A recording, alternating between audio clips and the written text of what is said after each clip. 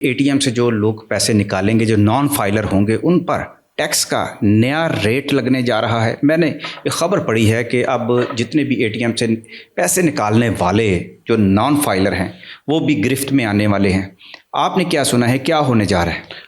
Sir बिल्कुल ऐसे ही है कि जो नॉन फाइलर्स हैं वो जब बैंक से पैसे निकलवाएंगे, ये अभी वैसे न्यूज़ है न्यूज़पेपर्स की, और ये हम कह सकते हैं कि ये एक पेशीन गोई है कि ऐसा होने वाला है कि जो बंदा नॉन एटीएम से पैसे निकालेगा उसके ऊपर एक स्पेसिफिक जो अमाउंट के ऊपर स्पेसिफिक फ़ीस जो है वो लगा दी जाएगी कि जितना अगर 50,000 तक निकालता है तो इतने पैसे होंगे, अगर लाख तक निकाल रहा है या 10,000 तक निकाल रहा है तो इतने पैसे उसको पे करना पड़ेंगे टैक्स की मद में।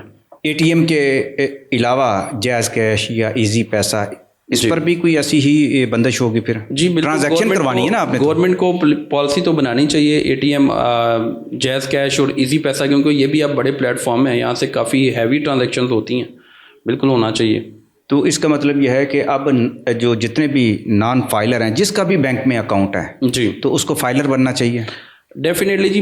पिछला जो बजट आया था उसमें भी इन्होंने एक एसआरओ के जरिए ना इम्पोज कर दिया था कि अगर आप 50,000 तक अमाउंट नॉन फाइलर बैंक से विड्रा करवाता है तो उस पर कोई टैक्स नहीं है। अगर 50,000 से ऊपर आप विड्रा कराते हैं तो 0.6% जो है ना वो टैक्स जो है ना वो इम्पोज हो जाता है उसके ऊपर।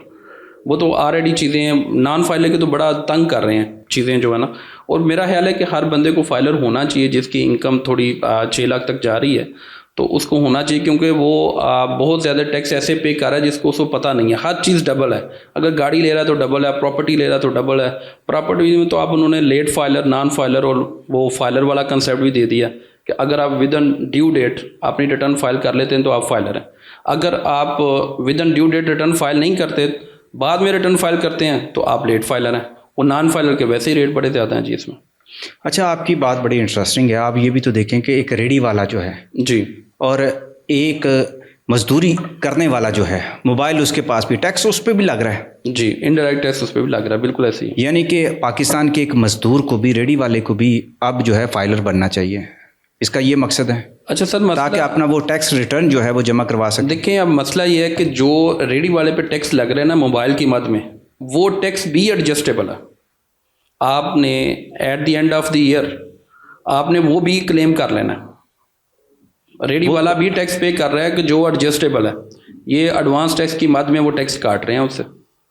वो कैसे उसको एडजस्ट करवाएगा जबकि वो फाइलर ही नहीं है? हाँ, फाइलर होगा रिटर्न तो ही जमा नहीं करवाते। जी जी, बिल्कुल। अगर रिटर्न जमा करवाएगा तो वो लेगा, लेकिन ये ज्यादती है। इनको करना चाहिए कि इनकम के लिहाज से ना, तो आपकी जो छोटे छोटे टैक्सेस है ना, ये इनकम के लिहाज से आपको डिडक्ट करने चाहिए गवर्नमेंट को।